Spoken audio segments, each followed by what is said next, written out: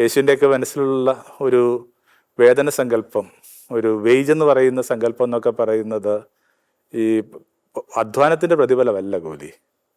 അധ്വാനിക്കാനായിട്ട് രാവിലെ തൊട്ട് കാത്തിരുന്നതും ചിലപ്പോഴെന്ത് ചെയ്യുന്നുണ്ട് അതിന് ഊഴം കിട്ടാതെയും ഒക്കെ തലവനിച്ച് നിൽക്കേണ്ടി വരുന്ന മനുഷ്യന് അത്താഴം ഉറപ്പുവരുത്തുന്നൊരു പ്രക്രിയയുണ്ട്. അവൻ്റെ ആത്മാഭിമാനത്തിന് പരിക്ക് പറ്റാതെ അത്താഴം ഉറപ്പുവരുത്തുന്നൊരു പ്രക്രിയയുണ്ട്. അതാണ് വാസ്തവത്തിൽ കൂലി. ഒരു ധനാറ് തന്നെ ഒരു പക്ഷെ ചെറിയൊരു തുകയെന്ന് ഇരിക്കട്ടെ. അങ്ങനെയെങ്കിൽ ഈ പറഞ്ഞ ഒടുവിലത്തെ യാമത്തിൽ 11 മണിക്കൂറിൽ വന്ന ഒരാളെ നിങ്ങൾ അതേ ഏകകം വെച്ച് അളന്ന് നോക്കുമ്പോൾ അയാളുടെ കൈവശം കൊടുക്കാൻ പോകുന്നത് എത്ര ചെറിയൊരു കൂലിയായിരിക്കും.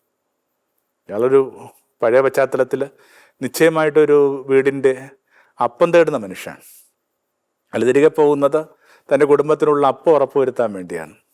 അപ്പോൾ ആത്മാഭിമാനത്തോടു കൂടി അധ്വാനിക്കുന്ന ഒരാൾക്കും അയാളുടെ കുടുംബത്തിനും അത്താഴം ഭക്ഷിക്കാനായിട്ടുള്ള ഒരു സോഷ്യൽ സെക്യൂരിറ്റിയുടെ പേര്, ഒരു സ്പിരിച്വൽ സെക്യൂരിറ്റിയുടെ പേരാണ് ഈ കൂലി എന്ന് പറയുന്നത്.